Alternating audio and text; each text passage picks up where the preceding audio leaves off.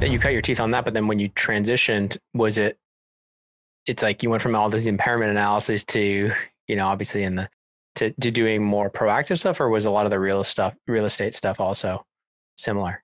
Yeah, so this was all impairments. Maybe I should have clarified better, but this was all impairment specific to real estate. Oh, okay. Looking only at real estate assets, if we're And looking. when you were on the audit side, what types of product, how was it different?